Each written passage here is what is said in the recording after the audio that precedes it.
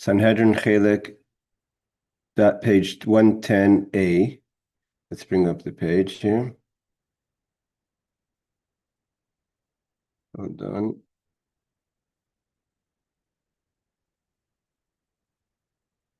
Here it goes.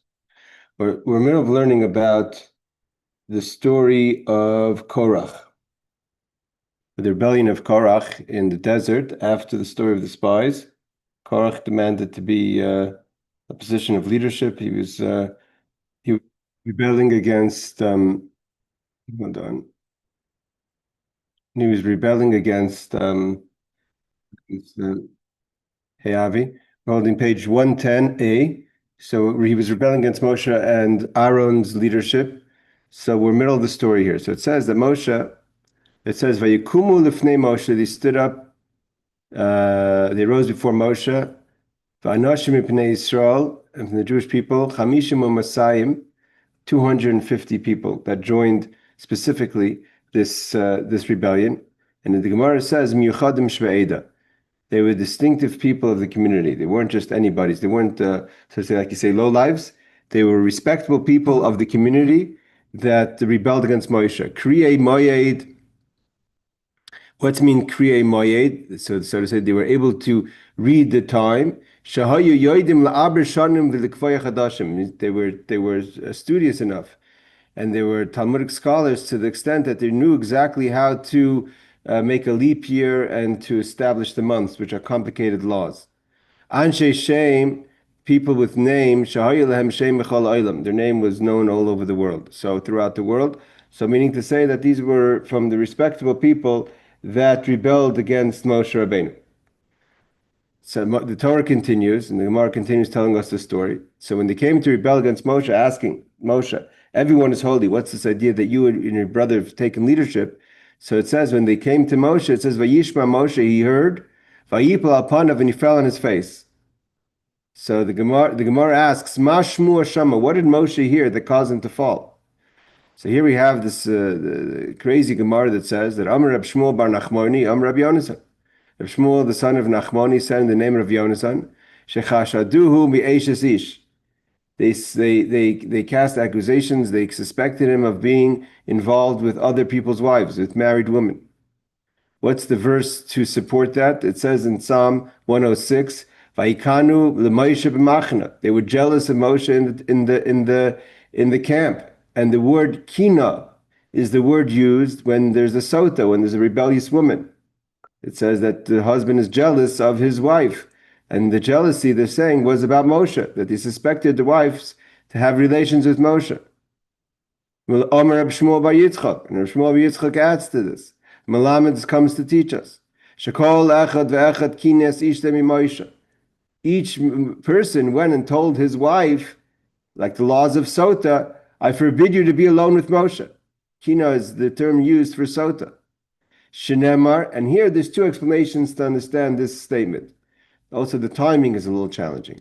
It says we learn at the end after the golden calf, after the golden calf, and Moshe Rabbeinu destroys the golden calf, and he tells them the punishment that's going to happen because of building the golden calf.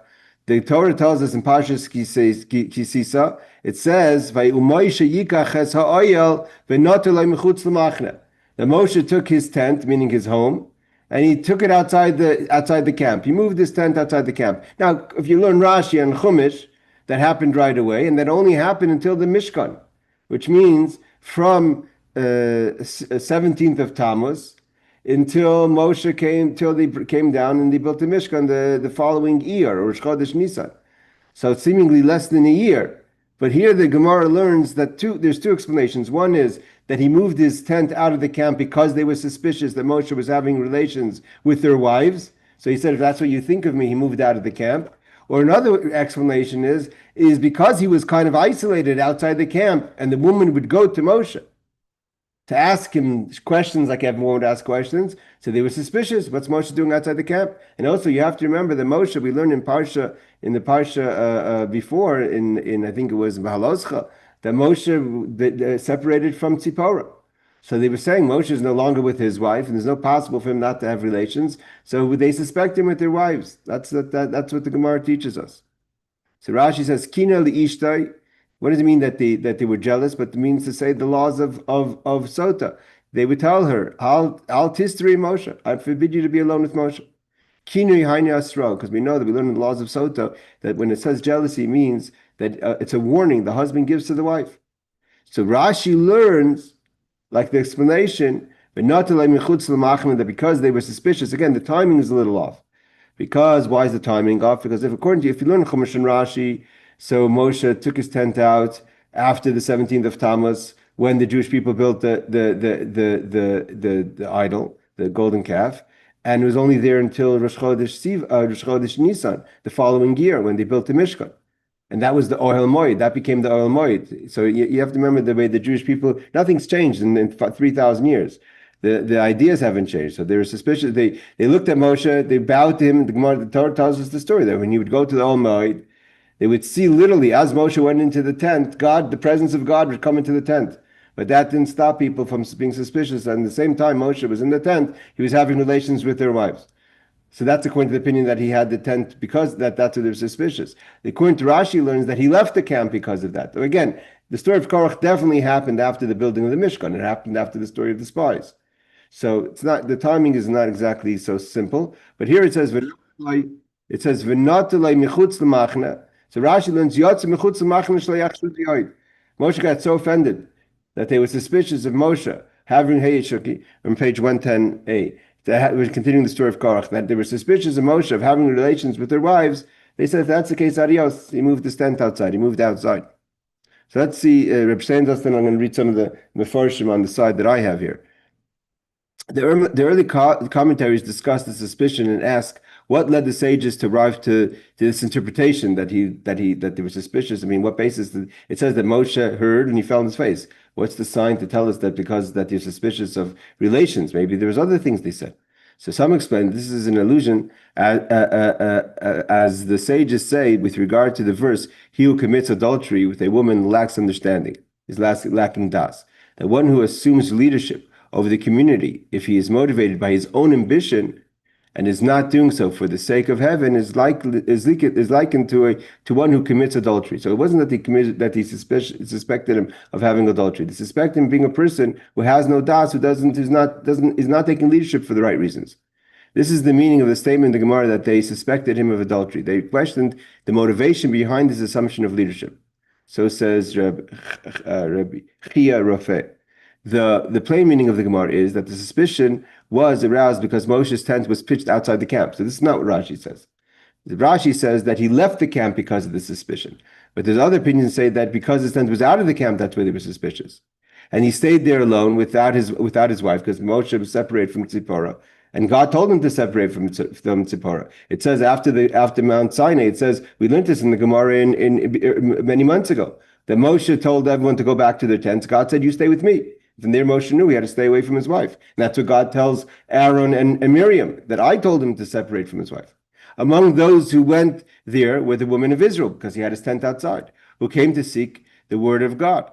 To rebuff that claim, the verse in Exodus stated that Yeshua, his servant, never moved from his tent.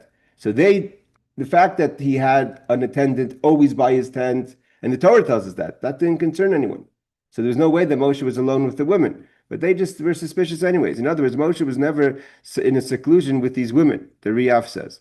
Some explain that the verse about Moshe pitching his tent outside the camp is stated after the sin of the golden calf. The sages say that the women refused to contribute their jewelry to the efforts to craft the calf. As a result, the men claim that the women would obey Moshe more than they would obey their own husbands. Others say even worse. They add to that when they asked for money for the golden calf to build an idol because the men couldn't handle it, they said no, the women were faithful. And then Moshe said to build the Mishkan, it says the woman came running with the gold. So a normal person would be, at least my wife is normal. At least she's a giving woman. No, they right away suspicious. And when I asked for gold to build a golden calf, less than 40 days after the Moshe gives us the Torah, that the women are strong. But when Moshe asked them to give money for the Mishkan, all of a sudden they're giving. That must mean they're having a relation with Moshe. Okay, but that's basically, I mean, but that's the explanation is given, that the question is really the timing in the Torah doesn't exactly align with what we're saying here. If you want to say that because that the tent was out for a while even after they built the Mishkan, then the suspicion was that when he was alone after. But if he left because of the suspicion, the leaving of this was definitely on the 17th of Tammuz before that. So it seems like the timing is a little off, at least the way it is in the Torah. But of course, this is the Medrash. And however you look at it, the suspicion had no basis. Surely because Yeshua was always next to Moshe, so he was never alone. But again, that didn't stop the people from the people that like to stir rumors, right? Rumors, so they didn't stop them from setting rumors against even Moshe Rabbeinu. The Moshe Rabbeinu had to put up with a lot of garbage. He's not only suspicious with the wives. It's saying in Pekude, when he gave a calculation and accounting of the money, again, he building the Mishkan to atone for the Jewish people's sins of building golden calf, they suspected Moshe of taking some money on the side. Again, this is what Moshe had to deal with for 40 years. Again, nothing's changed. Unfortunately, pretty much say what Rabbi Steinzut says. Okay, let's go further. So the story tells us like this: Moshe, so the rebellion wasn't just by Korach. The rebellion was also by people like Dasan and Aviram, which were again seasoned troublemakers from already in Egypt. Moshe had to deal with them. They were the ones who told Paro that Moshe killed the Mitzri. He had to run away to Midian because of Dasan and Aviram. You think Moshe would leave them in Egypt, right? They were bad seeds. Moshe took them, they were trouble until they were swallowed up by the earth. So it says, Moshe doesn't hold a grudge. He goes to Dasan and Aviram to face them. Rish Lakish says this comes to teach us a lesson. A person shouldn't stay in an argument. A lot of times we feel that we're right. Moshe was right. It wasn't like Moshe was wrong. Moshe didn't do anything that God didn't tell him. They would stop making trouble. And Dasan and Aviram were troublemakers. They were seasoned troublemakers. So Moshe knew that they were wrong, and the suspicion of the wives was wrong. All this was wrong. But didn't stop Moshe from going to see them to try to put down the rebellion, because from this we learn a person shouldn't be involved in machlekes. That's how important it is not to be involved in disputes. The Amar Rav says, Kol hamachzik machlekes over belav. And where do we learn this from? From this story. That a person who remains in a state of a disagreement, an argument, a person's about machlekes. Machlekes doesn't just mean you're not allowed to have a disagreement with someone. It's okay to disagree on ideas. Machlekes means a total, when there's a shul, everyone gets into a fight. A fight means it's more than just a disagreement. So Rav says whoever stays in such a situation of a machlekes is transgressing a violation. And where did we learn this from? From this story, the Torah says, don't be like Korach. And what is included when it says, don't be like Korach? Don't be a person involved in machlekes. Right? We have the famous Mishnah in Pirkei Avos that says, a machlekes l'shem shemayim, and you have to ask yourself a million times if it's l'shem shemayim, if it's really for the sake of heaven, is Beis Shammai and Beis Hillel, or Shammai and Hillel. And a machlekes shalei l'shem shemayim is Korach. Means it wasn't for the sake of heaven, although they came with all their explanations, and we learned that they were pious people. That's how Oim ben Pelas's wife saved them, because she revealed her here and they ran away. So in their kind of pretending and masquerading as holy people, or confusing themselves that they were holy people, they were machlekes. They were people of machlekes. Rashi says, "Mekan she'ein machzikin machlekes." From this, we learn a person shouldn't be involved in. So you see the word. Dispute. It's more than dispute. What do we learn from Moshe? That Moshe was, he forgave his own respect. And it was so important for him to get rid of the machlekes. So that he went to himself to go try to make peace, to figure it out with Dasan and Aviram. The Gemara, of course, tells us that they didn't listen. They didn't want to go see him. Right? People that have no real cause, right? They're not ready to have a conversation. They just like to shout and make noise. But if you have a conversation with them, right, they have nothing to say. So they have nothing to say. They just came out with more splitter of their nonsense. The Gemara says this that person shouldn't continue in the dispute. It is a prohibition to perpetuate a dispute, and one must initiate the reconciliation, even if he is in the right. Still try to stop machlekes. The Ramban enumerates this as one of the 630 mitzvahs. According to the Rambam, it's one of the mitzvahs, but the Rambam does not count this as one of the mitzvahs. But nevertheless, everyone agrees. It says in Torah not to be part of a machlekes. The question is if it's one of the 613 or not. Okay. Rav Ashi adds that a person who stays in a machlekes is fit to be afflicted with tsaras. Rav Ashi emiroi litztareya. The person who has machlekes should be afflicted with leprosy. How do we know? Because it says here about the story of Moshe and Korach said biyad Moshe loy. There's a word biyad, and we learned that when Moshe Rabbeinu was kind of saying something a little negative about the Jewish people. What did he say? That Behem lo yaminu bi, they wouldn't believe me. So it says, Vayem Hashem lo yoid hevi nayadcha b'chekecha, put your hand into your cloak, and Moshe's hand got afflicted with leprosy. So from here we see that yad, hand is like a gzeir shava, that there was a connection to, that there should have been leprosy. And then they were killed, but they shouldn't. The person who's involved in machlekes is a person that should be afflicted with leprosy.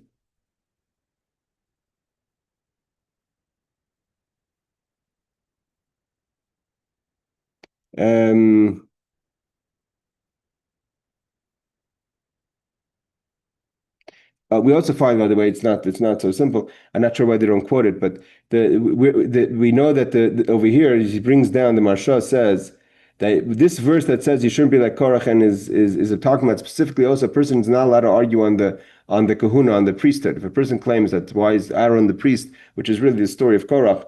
So there it says that Moshe Rabbeinu's establishing the house of Aaron as the priest of the Jewish people, it says Kasher Dibra Hashem biyad Moshe lo. That God said to Moshe, this is who's going to be the priest, and he uses the word yad, and we know the hand is connected to tsaras because Moshe himself got leprosy on his hand for accusing the Jewish people of not believing him. And from this, the Marsha says we learn it's like a hint that there's an idea of leprosy in the kahuna. Where later in history did we have this? That a person was struck with leprosy because he fought on the tsaras was King Uzziyahu. King Uzziyahu was from the house of David, was generally considered a good king. And again, good people do mistakes as well. And King Uzziyahu was so excited about the holiness of the temple that he wanted to be a Kohen Gadol, and therefore he went and he sacrificed the sacrifice of Ketores. And when he did it, he was there was a tremendous earthquake happened in Eretz Yisrael. They say that was like before the earthquake, after the earthquake, that was like a huge event in Jewish history, in at least temple times. So much so that when we talk about Mashiach coming, it says there's going to be a rash, there's going to be a noise like the noise in the days of Uzziyahu. And afterwards, Uzziyahu, after this big earthquake, and Uzziyahu was a builder, so I'm assuming there's also a lot of his construction was damaged. Uzziyahu was afflicted with tsaras and he was dethroned. He couldn't be a king any longer because he had the tsaras, he had the leprosy, and he got the leprosy because he was trying to be a kohen. So we see clearly that it's connected to kahuna as well. Rabbi Yossi says, "Kol hachoylek al malchus beis David." Whoever tries to fight against the house of David. Roi lakish. So we're talking about people that are fighting. So if we go off into other ideas, Roi lakish oinacha should be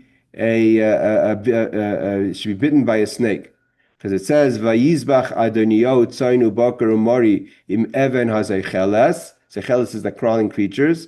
That Adoniyahu, which was David's son, at the end of David's life, we learn about it in the Haftarah of Chayesara. That's in the beginning of Kings. That Adoniyahu wants to crown himself king, kind of to rebel against his father, but it really was aimed at Solomon. He wanted to make sure that he inherits David's seat. That's the whole story with David, with Bathsheba, and prophet Nathan Hanavi. At the beginning of Kings, you could open it up and read it, but it says over there, learn about it. Adoniyahu went and he sacrificed. So he was fighting against even though he was himself a descendant of David, but he wasn't king. The king was supposed to remain to be David, then it would be Solomon. So vayizbach Adoniyahu tzainu bakar marim be'evan hazecheles, by the place of the Evan of Zocheles, it says, Im Chamas Eichli Offer, and also says about it's brought down with the position of crawling things of the dust. So this idea of Zocheles, what crawls on the dust, is a snake, so it should be bitten by a snake. It's kind of alluding to the idea of what Adoniyahu did. Also, when it's brought down, I think the Mashal says, why specifically a snake? There's other crawly creatures, right? There could be a scorpion and other things. So it's brought down because the king also was meant to be the king of the snake was supposed to be the king of the animals before the sin of the tree of knowledge, right? The snake, what made the snake be the animal that fought against Adam and Eve was because he was the king of the animals and felt that he should also be the king of the world. So because that's something that a snake would do, that's involved in something about being a king, so therefore the snake he should be bitten by the snake, or at least learn from the snake that you shouldn't do things, you shouldn't step over boundaries. All right. Rab Chizda says, Kol ha'chelek al rabbi, a person who has a disagreement with his teacher or her teacher, k'chelek al shechina. It's just like having a disagreement, the person who's being starting fights and disagreements with the Lord. Like it says, B'hatzaisem al Hashem. The Torah says, even though they went against Moshe, it's as if they spoke against the Lord. Amr Rab Chama bar Rab Chanina, Rab Chama, the son of Chanina, says, Kol ha'oisem riba im rabbi ka'oisem mishchina.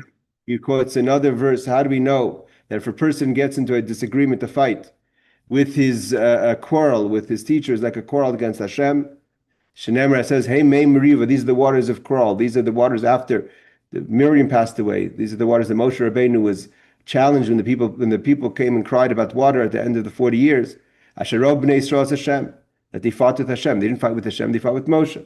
But because they were fighting with Moshe, it was as if they were fighting with Hashem. Chelek al Rabbi, Chelek al Yeshivasai. This person is fighting on his teacher. Though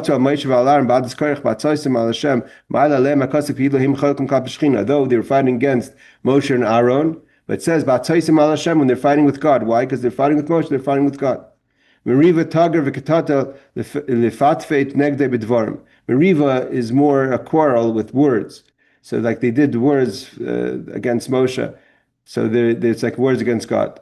They continue. Rab Chanina bar Papa, Rab Chanina, the son of Papa, says, Call misraim al rabbi. If a person is resentful to his teacher, right? Resentment. So we learned about Meriva and Chelek.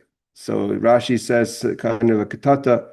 Meriva is katata is the kind of, he says here, quarrel with words. And Chelek is to strove against the Lord. So here we talk about mis'arim. Mis'arim means to be resentful to your teacher. It's ki'ilu misra'im ala shechina. You're resentful to God. Shenemar, like Moshe tells the Jewish people in the early days, he says, Lo yaleinu tluna yiseichem ki mal Hashem. Why are you having complaints against us? Your resentment is against God. Amar Babo, call mahar rabbi. A person who questions his teacher or her teacher. It's like you're questioning the Lord.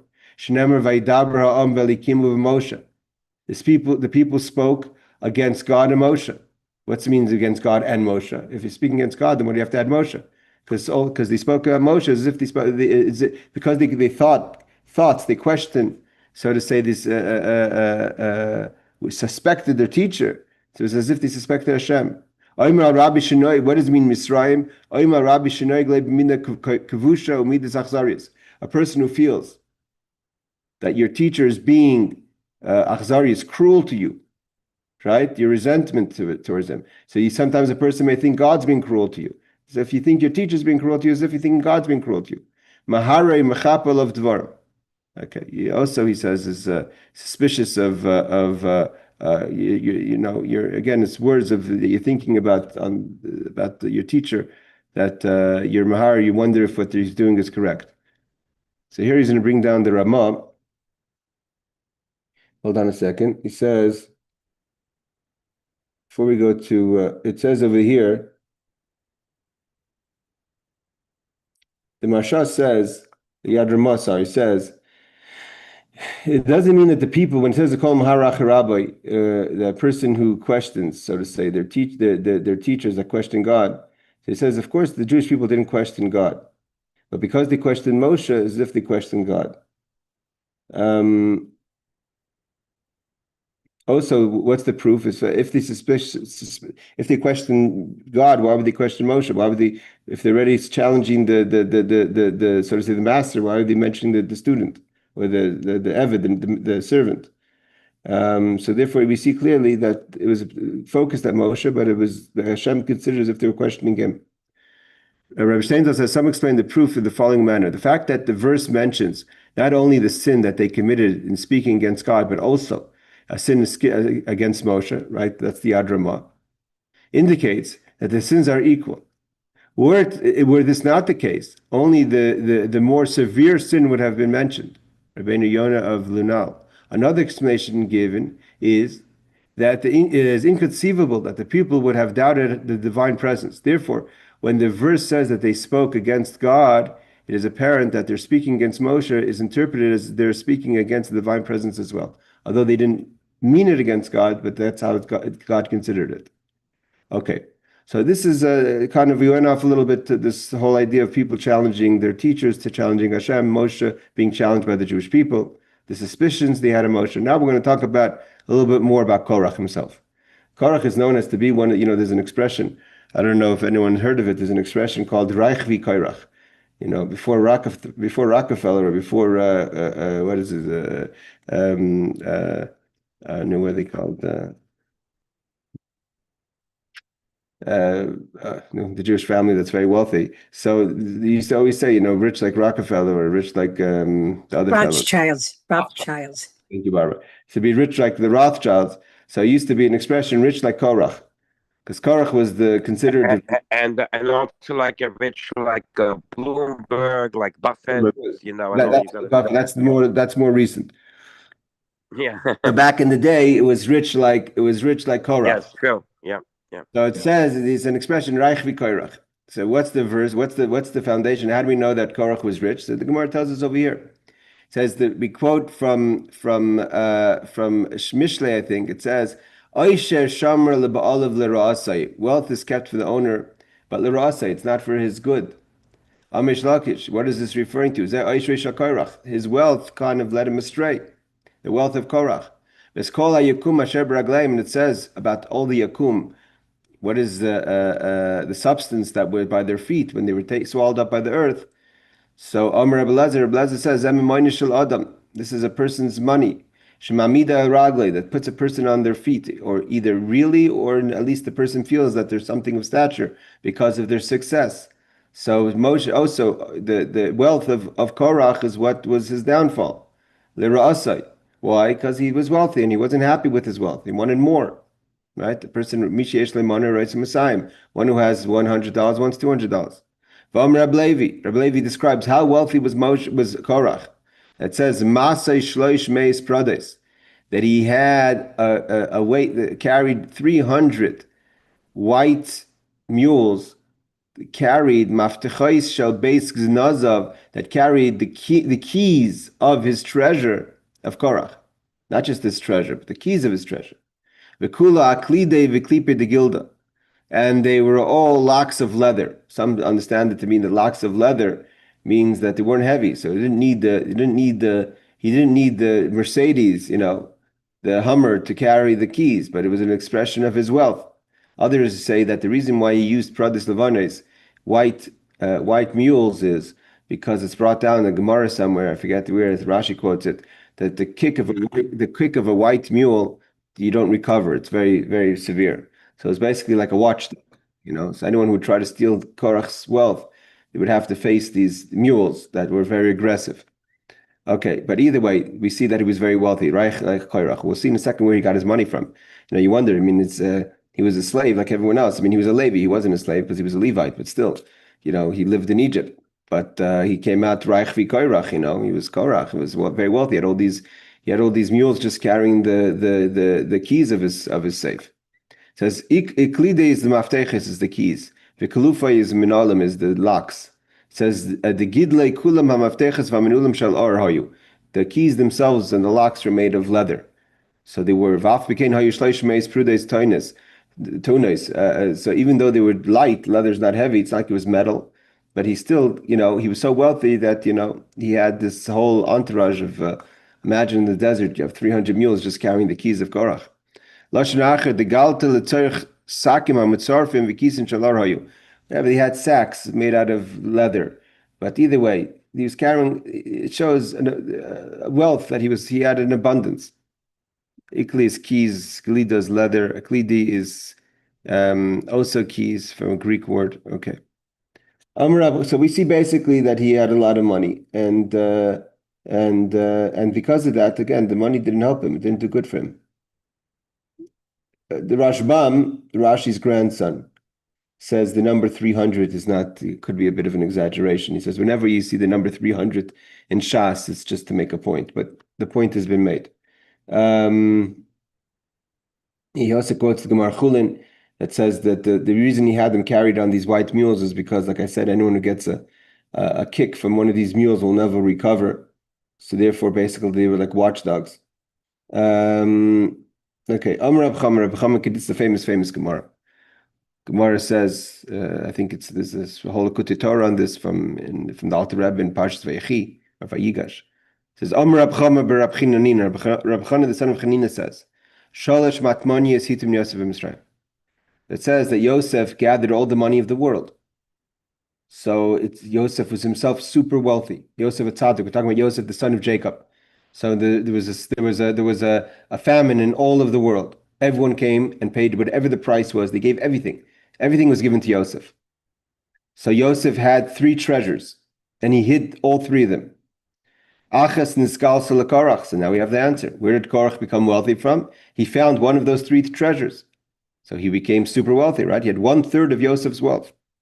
V'achas niskal Antoninus ben Asverus.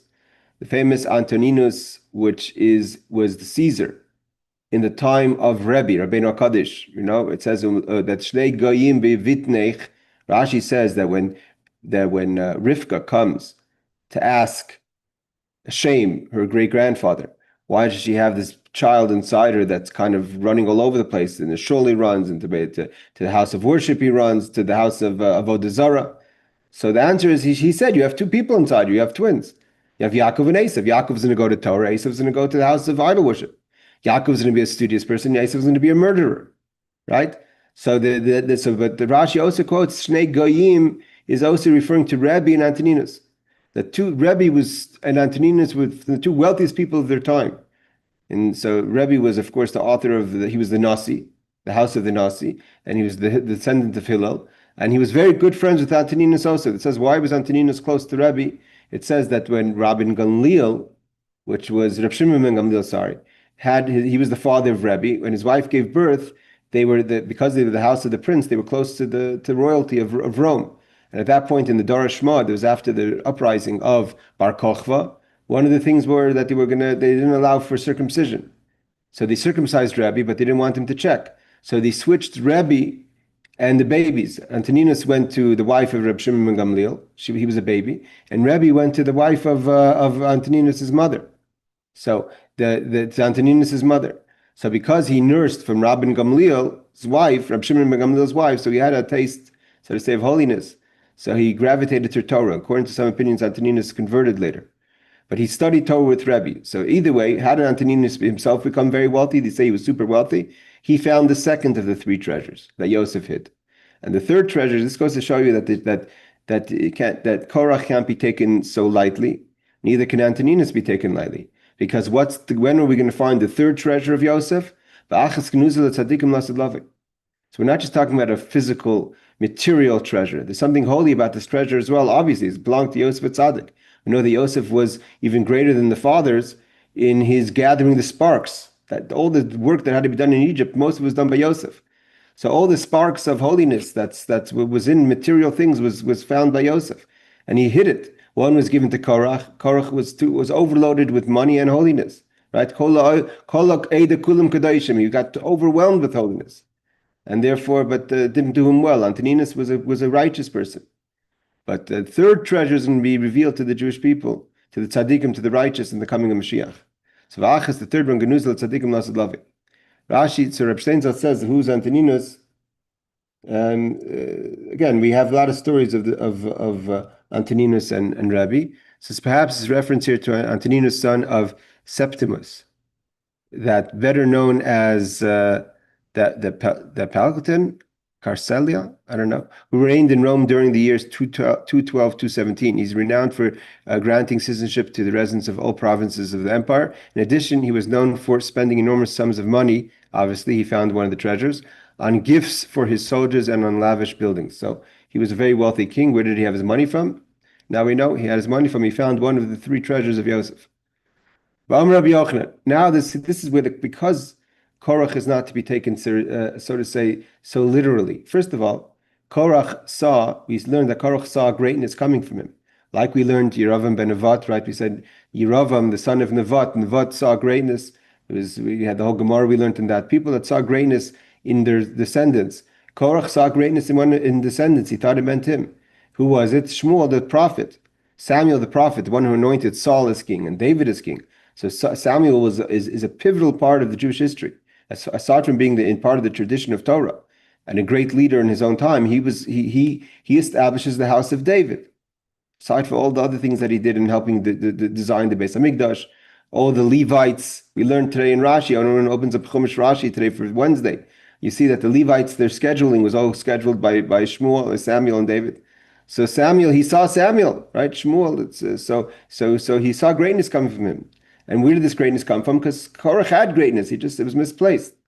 Therefore, Rabbi Yochanan says, Korach lo mina bluim v'lo mina srufim. He wasn't swallowed up or burnt, right? We find two punishments that happen in the camp of Korach.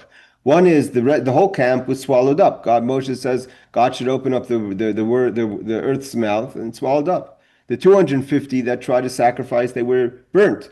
So the Rabbi Yochanan says he was neither. He wasn't burnt or swallowed up. How do we know he wasn't from those who were swallowed up? He was killed for sure. The question is if he was killed in a plague or if he was punished like those who were swallowed or burnt. So Rabbi Yochanan doesn't say that he lived, but he wasn't punished in that way. It says they swallowed up all the people that belonged to Korach. Lo Korach, but not Korach himself. So the people that were part of Korach's entourage, so to say, they were swallowed up, and not him. Not from the people that were burnt. How do we know? Because it says it says the 250, but Korach was on top of the 250. Because the verse says, you, Aaron, and 250. So it means Moshe wasn't part of the Korach wasn't from the 250, so he wasn't burnt either. So Rashi tells us, don't think that he lived. He died in a plague, but not punished like the others. We'll see the commentaries that say that the reason he wasn't, that Rabbi Yochanan feels that way, is because his sin wasn't as great as the other people's sin. Lo Korach, Reish Nun Hoy Levad Korach. You have to say that the 250, Reish Nun is 250, the number value of 250, were aside for Korach, because it says Chamisha Musayim Machtois Ve'ata Ve'aron Ish Machtose. It says 250 pans that they used to try to sacrifice, then you and Aaron with their own pans. So it's 250 plus 2, so it's 252. But the 250 that were burnt, Aaron wasn't killed, and Korach wasn't burnt, according to Rabbi Yochanan.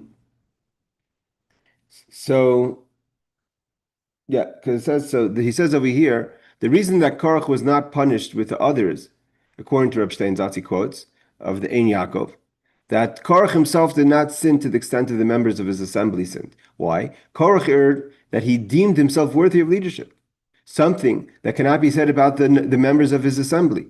Like Rashi quotes the Marsha Rashi. Alternatively, his punishment was diminished due to the merit of his descendants who were luminaries, among them Samuel, the prophet, and the sons of Korach mentioned as singers in the Psalm. So he had great children. Even the sons of Korach were great. Because of that, that protected him a little bit, according to the opinion of Rabbi Yochanan.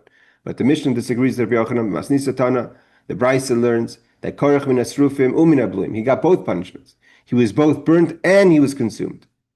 Why?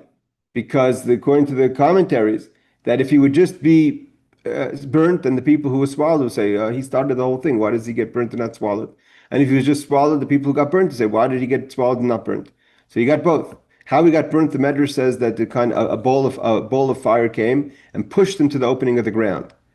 Rashi learns that he was burnt and then his body was swallowed. Korach min asrufim umina blum. The Brisa disagrees with Rabbi Yochanan. Mina blum, how do we know? Because it says vativ la'osim es Korach. There's a clear verse that says that he was swallowed up and Korach was also swallowed up. Another verse. Minasrufim, how do we know that he was from the burnt? It says, "V'teitze eish mifnei Hashem, eish v'yotze meis Hashem, v'toichel tzechamishim u'masayim ish, v'korach ba'dayu." Korach was there also. So according to the Brisa, he was there and he was burnt. So we'll see how Rashi figures out the argument. Rabbi Yochanan basically has a different, learns that the verse is saying, attributing to Korach, doesn't mean that he was burnt or swallowed, but he was also punished. But the Brisa takes it more literally. Min ablu min asrufim. Haya shenisrfa nishmasi. So Rashi explains, how could he be both? Again, the Medrash says that a ball of fire came and burnt him and pushed him all the way to the opening. But Rashi says, shenisrfa nishmasai, his soul was burnt. We know that, like Nadav and Avihu, when they died, it says that the fire went into their bodies stayed whole. It was just their soul that was burnt. V'guf kayim, his body remained. Maybe the others, their bodies were also burnt. And afterwards, his body his body rolled until the opening. V'nivla, and he was swallowed. Like it says in Parshas Pinchas, because we have a verse that supports that he was swallowed.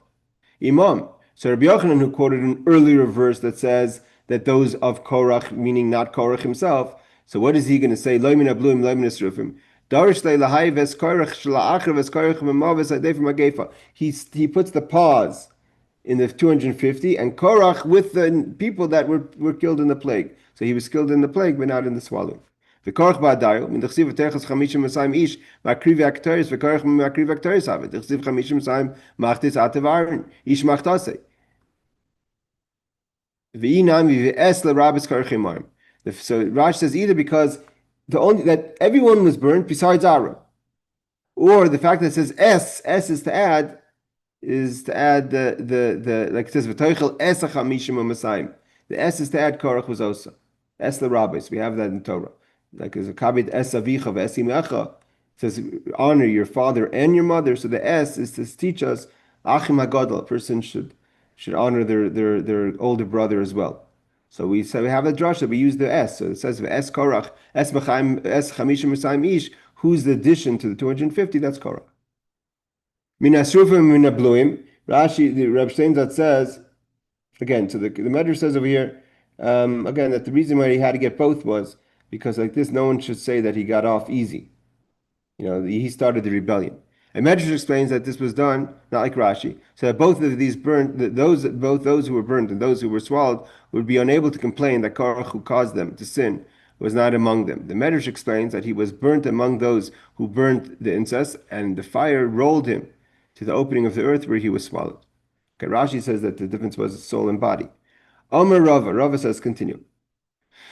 What is the verse that teaches us in Habakkuk that says Shemesh Yareach Amad Zavula Laor Chitzachi Halechu, that the sun and the moon stand still in their habitation, which is Zavula, but also Zvul is the highest level of the sky, at the light of your arrows as they go. What does this mean? Malamed, that comes to teach us that the sun and the moon came to God and said, what's going on over here? You have Moshe Rabbeinu. Korach is evidently the rebellion of Korach was considered more severe than most of the other challenges that Moshe had. Moshe had challenges from people, weak, scared, greedy. Korach was on a very high level. Was very threatening. Like so, Vipa Moshe upon him, he felt this was a major rebellion, major challenge to Moshe's leadership. So Melamed she'alu shemesh v'reach l'zvul. It says that from this we learn. The Gemara says that the sun and the moon went up to the Zvul, which is the highest level, so to say, in heaven.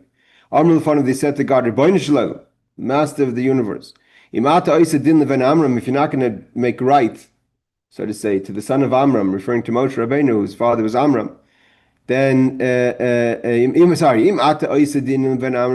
you're going to make judgment for the son of Amram, then we're going to go out and do our job, which is to bring the sun and the moon to shine, etc. Then they're protesting, right? We live in an age of protesters. So the sun and the moon also protested. They said if God is going to protect Moshe's honor, good, we'll do our job. If not, we're protesting. We're not going to do our jobs. So what happened? God was like, whoa, time out. God had to throw spears at them. What was God saying to them? The fact that people worship the sun and the moon, that doesn't bother you much. You don't have no mecha. You're not protesting. And all of a sudden, when it comes to Moshe's honor, you are protesting. Now, if you could say that, hey, says from this you could learn that they're wrong, but or you could learn that the sun and the moon did what they did. There was a concept of protesting for Moshe's honor, notwithstanding the fact that they didn't protest for God's honor. This is when it comes to God's honor, you don't protest, you don't go on strike. But when it comes to Moshe's honor, you do. And the Gemara continues, finishes off, and it says, and today the moon and the sun do not emerge until they are struck, because we'll learn why. One opinion is they're struck because God punished them. The other one is because they said to God, you're right. If we're the cause of idol worship, we're not going to come out and shine. So God has to force them now to come out to shine. They threw the book back at God. Shemesh Yerech Amid Zvula. Liomine Chsiva Tivaka Eretz B'Shas B'Kiyas Eretz Shnivla B'Karka. Shemesh Yerech Allah Isa Rikia.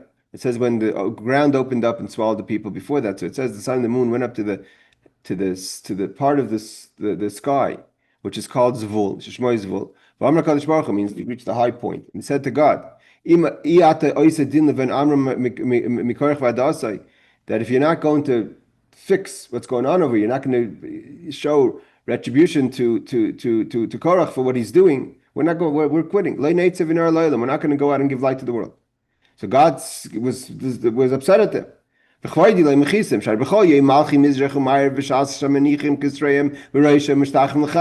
Every morning we learned in the Sanhedrin, right, earlier, that the kings, as soon as they wake up, the kings of the east, they put on their crowns and they bow to the sun.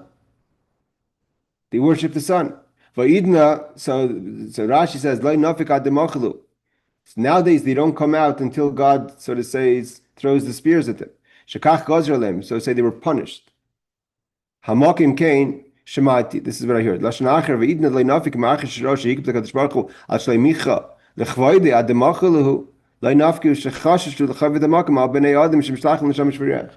one explanation Rashi says is that they were punished because they were respectful to Moshe's honor and weren't concerned about God's honor. So they got punished that God throws the spears at them every morning to get them to go do their job. Another idea is that they realized that God was offended. They said, oh, we didn't realize you're offended. Now that we're aware that you're offended, bro, we're not going out. You're right. So therefore God has to force them to go out. But there's an idea over here. There's an idea over here. It's not the place to elaborate it, but there's an idea over here about what the sun and the moon did. It's not so simple. There's a concept over here that there's a concept of a Rebbe, there's a concept of a Nasi, of a Moshe Rabbeinu, that the sun and the moon says there's an order, there's a Seder, and for this they were ready to withhold their job of giving light. And when it came to God's honor, they said, listen, you're the master of the universe, but when it comes to Moshe Rabbeinu, we're not going to go out and shine until you make right to Moshe. All right, we'll leave it at that for food for thought. Darish Rava says, what does it mean, Moshe says to God that if there's such a thing, that you should, that if you have to, but if the Lord creates a new creation and the earth opens its mouth, right? So what God said to, what did Moshe say to God? If you have a hell, mutav good, then build it, make it. You see, also Moshe wanted. We don't find this kind of punishment in any other rebellion or challenge that Moshe faced. Was nothing like this. Nothing like this. And if you read the Torah afterwards, right? What does it say? Afterwards, they came the people to. No one ever takes lessons. Nothing has changed. And literally, you think people learn from the hate that was 2 years ago.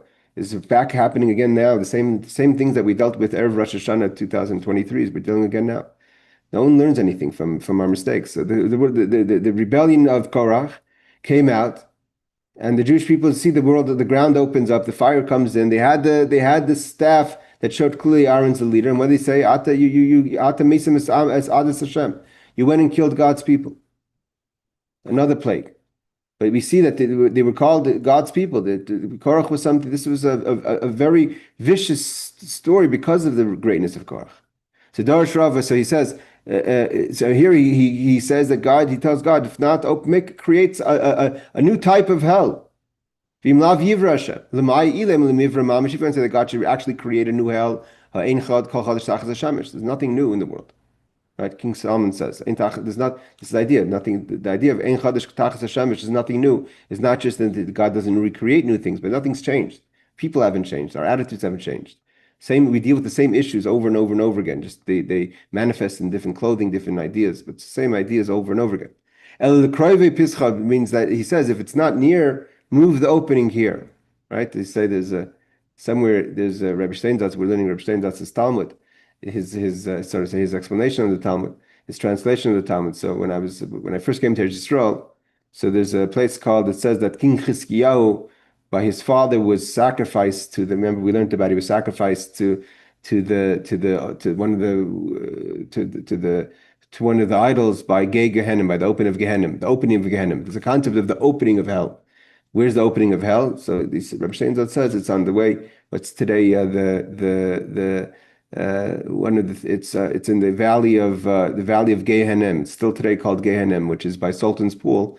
If you're going down towards Shar Tzion, there's a place called Gehenim, and that's the place where they say the opening of hell is. So they had the opening of hell also in the desert. Moshe says, move the opening of hell to open up the ground so they should be swallowed up. Rashi quotes, "Ein kol chodesh tachas hashemesh," that Shlomo Melech says, there's nothing new. V'yi gehenim lo ivri, if there was no hell, ad ha'hu shaita, until this time, ha'avlei chodesh, so then it would be something new, and you can't build a new hell. So it's not that hell was new, but the opening of hell was new. So it says, the kroive pescha sheyikariv pischa shel gehenim v'tiftach ha'aretz b'makim shehem, that you should open up the gates of hell, move it towards where the Korach was, so that they could be swallowed up immediately. Again, this is not to be taken 100% literally. When I mean not to be taken literally, it's obviously, people go to hell, they pass away, they go to hell no matter where they are. But the idea is there's the concept of the opening of hell, the gates of hell, or the Gehenim, the gates of Gehenim. So Moshe wanted that to be near where Korach was swallowed up. Based on the Gemara's conclusion, the term Beria means the perforation, means the hole, the opening, as it is written, and stab uvera them with swords. Okay, stabbing causes perforation. Okay, now we learn that the Torah tells us.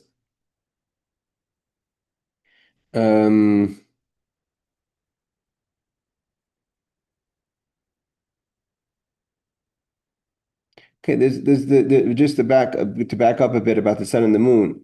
The idea that the sun and the moon said that they're not going to shine unless there's judgment of Moshe. They say, what do you mean? If by doing that they take away free choice. And if any time the sun and the moon protest when someone does a sin, so then there's no free choice. That takes away free choice. But the idea is that there's free choice for individuals, and when there's a community kind of setting, there's sometimes an opportunity for the schusim of the community to kind of help them make the right choice. Okay, it says.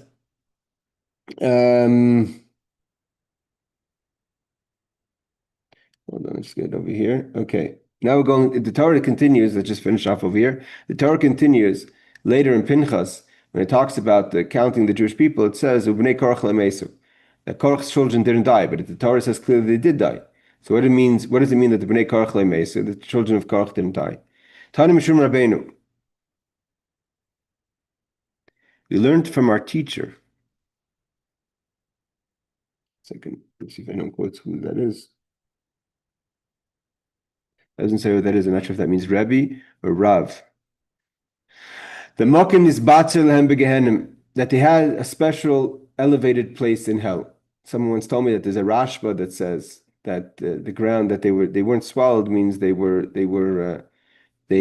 ground opened up. There was these little islands created for the sons of Korach. Why? Because they repented. When the ground closed again, that's what it means. The children of Korach, number one, is if Samuel is a descendant of Korach, means that they continue to live, right? Otherwise, Samuel couldn't be born. Second of all is we have Tehillim, we have Psalms of the sons of Korach, which was written after, obviously. So we have so there's different ideas of how they had children afterwards. I think we discussed this in the Gemara earlier. So it says, Moshe Rabbeinu Omer Makim Nisbatzelam Begehenim. They had a special a place fortified for them in hell. V'yashvelav Amr Shira, and that's where they sat and sang Shira, they sang praise, which is the Tehillim. Amr Rabba Bar Bachana Zimna Chada Havik Ozli Borche. He says like this: Rabba, the son of Rabbi Chana, says he was once going on the road. He was once walking in a path, means kind of alone. Amr Lehu Taya So it says a certain Arab came to him. We find this before many times in the Gemara. Not sure if it's alluding to an actual person or if this is Elijah the prophet or someone in that line. But either way, this Arab tells Rabbi Barachana, Tov achvei beluye de Korach. I'm going to go and show you where the people of Korach was swallowed up from. Azul, so he says he went to follow this guide. And Chaza trei b'zi dahava kanafik kitra minayu. So he saw two, so to say, holes in the ground that smoke was coming up like heat. Shaka gavava. So this Arab took a little bit of the amra, and Amshimai, he took his spear and he took a little wool and he drenched it in water. And he put it at the end of his spear. And he put it over the steam. And Ichrach, it was burnt. That's how hot it was, even though it was drenched in water. Amrli, so the Arab fellow says, to listen to what you could hear. And he heard that the voices from this place, which was the opening, which the sons of Korach they were still there in hell, saying, Moshe v'tarase emes, Moshe is true, his Torah is true, v'heim badayim, they, meaning he, the people saying, are liars. That's what it says. It's brought down that when they were swallowed, they were saying, Moshe emes v'tarase emes. Nispaser milashin ir b'tzura hiskin lehem HaKadosh Baruch Hu makom goiva shleihemiku kol kach b'gehenim v'leimesu. Rashi says, what does it mean that he gave them an elevated space in hell? Evidently, there's deep hell, extreme hell, and light hell. So the higher you are, the less heat you have.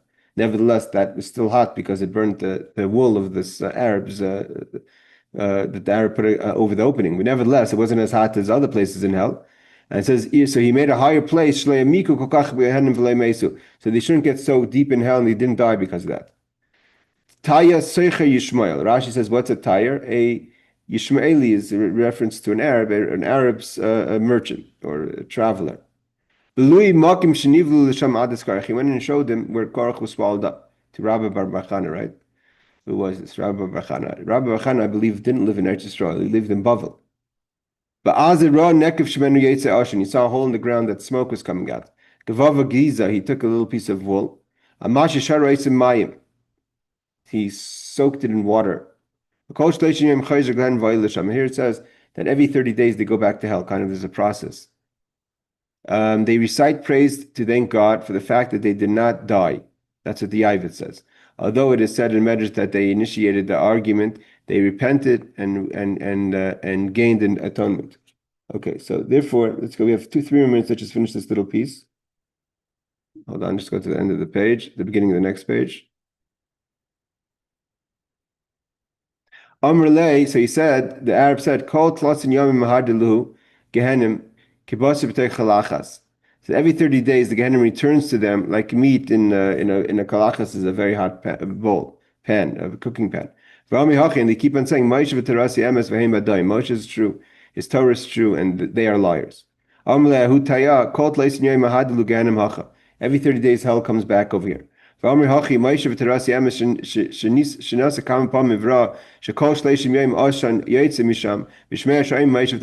he said that he goes back and he says every 30 days this opening opens up again, and the steam comes out, and I guess he examined to make sure it's still hot, and he hears that they say Moshe is true and his Torah is true, and they're liars. So from here we see that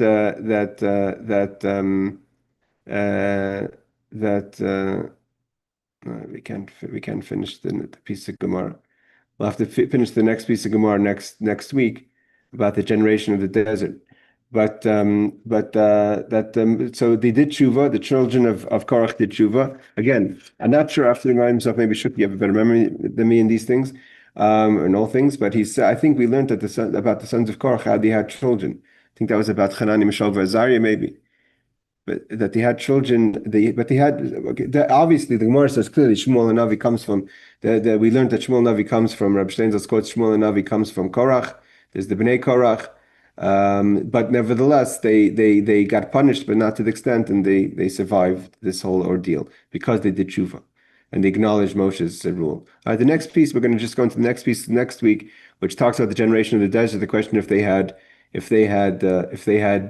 that the whole generation of the desert has a portion of the world to come. We see two extreme views: the view of Rabbi Akiva and Rabbi Lazar, which we learned in the Mishnah, and then after that we reach a new Mishnah that's going to teach us about the 10 lost tribes. Right? That's the question we all have: are the 10 lost tribes going to come back when Mashiach comes? Well, thank you everyone for joining, and have a lovely rest of your week and a good Shabbos and a good Chodesh. Take care.